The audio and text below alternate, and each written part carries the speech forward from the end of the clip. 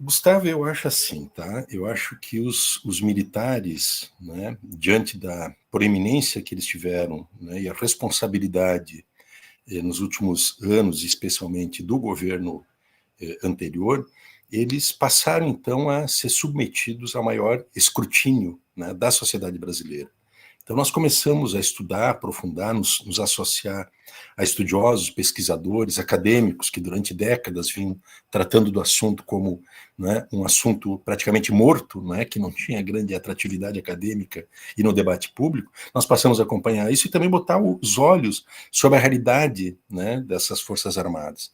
E a gente, quando faz isso, a gente vai revelando uma realidade que ela é estarrecedora, né, sobre vários aspectos, e que ela é reveladora de que essa autonomia, né, essa independência que é concedida pelo poder civil aos militares, ela é profundamente, né, nefasta à democracia e também ao próprio orçamento público. Para teres uma ideia, Gustavo, o orçamento, eu vou pegar dados, né, dados contabilizados da despesa pública brasileira do Tesouro Nacional em 2022, né, das Forças Armadas, das três Forças Armadas reunidas.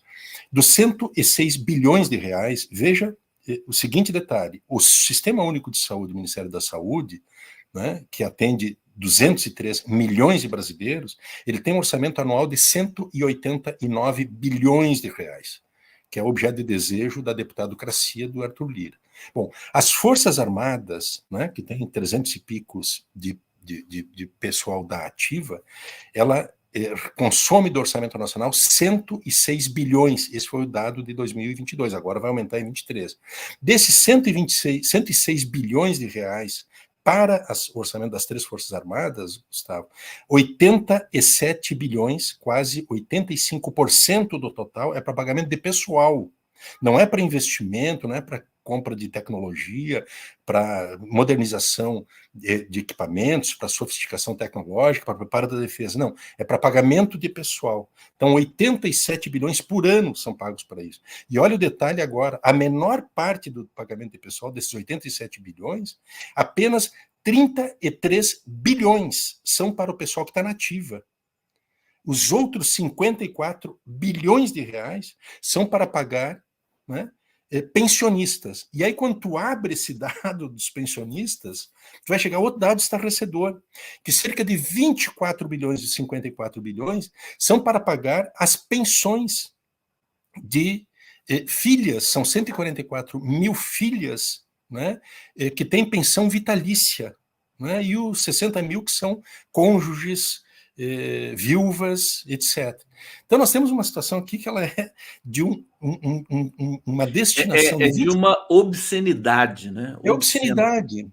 Agora, tu observa o detalhe, tem uma legislação que foi aprovada alguns anos atrás, que resolveu parcialmente o problema, né, mas só parcialmente, porque nós temos uma situação que é a seguinte, hoje, legalmente falando, aqueles militares que ou faleceram antes de 2000, ou ingressaram no serviço militar antes de 2000, se eles contribuem com 1,5% dos seus proventos, eles têm direito à pensão de seus dependentes, sejam esposa e seja filha, que é uma pensão vitalícia. Nós temos pensão, Gustavo, que é pago a filha de militar desde 1930.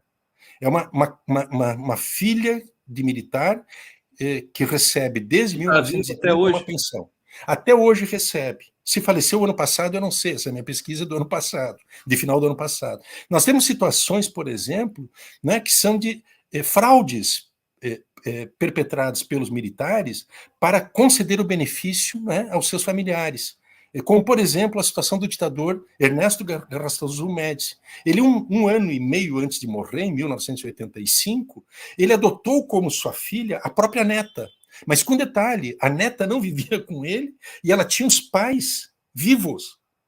E ele adotou ela como filha para, depois que a esposa dele falecesse, o que aconteceu em 2003, ela faleceu, a viúva do ditador Ernesto Garrastazu Médici, ela faleceu, e então a neta, que passou a ser filha, ela passou a receber uma pensão vitalícia com mais de 50 anos de idade, em 2003, e ela recebe até hoje. O olerite dela hoje, se tu entrar na página do do portal da transparência deve ser de R$36 mil. É isso que ela recebe, não é, como pensionista, não é, desse ditador. Então veja que essa é uma situação, não é, que ela tem que ser evidentemente, né, alterada, enfrentada, né, é uma excrescência, isso é uma obscenidade absoluta, né, e é uma disparidade em relação aos civis. Tu observa que os militares, eles têm um sistema próprio, não é? Que eles nem pertencem ao regime geral da Previdência, que qualquer trabalhador do setor privado pertence, e também nem pertencem a um regime próprio de Previdência Social. Eles vão para a reserva, eles nunca são aposentados, eles vão para a reserva, depois eles são reformados e, portanto, eles continuam recebendo do Tesouro Nacional seus salários normalmente e, né, o que corresponde às pensões das suas esposas ou dependentes, né, escolhidos por eles. Então, esse é um tema que tem que ser enfrentado. A questão é como vai ser enfrentado, se haverá, não é, alguém com coragem política dentro do Congresso brasileiro para colocar essa situação em debate, porque eles ficaram protegidos na reforma previdenciária que prejudicou o conjunto da classe trabalhadora brasileira, mas beneficiou, né, esses mais de 300 mil, né, servidores públicos que têm condições privilegiadíssimas, né, de previdência.